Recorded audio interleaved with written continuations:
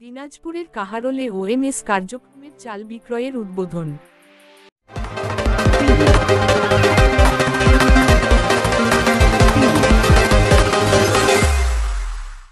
নজর টিভি 24। আসসালামু আলাইকুম। নজর টিভি 24 এর পক্ষ থেকে সারাদিনের সংবাদে স্বাগতম। কাহারোলে ওএমএস কার্যক্রমের চাল বিক্রয়ের উদ্বোধন। নিজস্ব প্রতিবেদক রশিদুল ইসলামের পাঠানো তথ্যচিত্রে প্রতিবেদন। কাহারোলে খোলা বাজারে চাল বিক্রি কার্যক্রমের উদ্বোধন করা হয়েছে রবিবার 12 জানুয়ারি সকাল 10:30টার সময় কাহারোল উপজেলা সদরে শ্যামলী মার্কেটে খোলা বাজারে চাল বিক্রি ওএমএস কার্যক্রমের আনুষ্ঠানিক উদ্বোধন করেন সহকারী কমিশনার ভূমি মোহাম্মদ বোরহান উদ্দিন।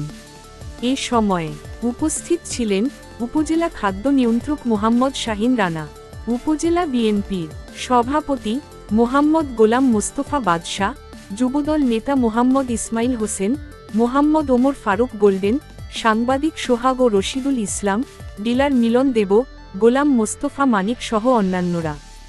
উপজেলা খাদ্য নিয়ন্ত্রক মোহাম্মদ শাহিন রানা জানান, সরকারের খাদ্য মন্ত্রণালয়ের আওতায় এবং উপজেলা খাদ্য বিভাগের বাস্তবায়নে অত্র উপজেলা সদরের 2 জন ওএমএস ডিলারের মাধ্যমে প্রতিদিন চাল বিক্রি করা হবে।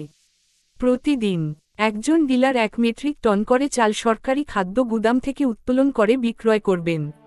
সপ্তাহে 5 দিন এ কার্যক্রমের আওতায় একজন চাল ক্রেতা সর্বোচ্চ 5 কেজি চাল ক্রয় করতে পারবেন বলে তিনি জানিয়েছেন।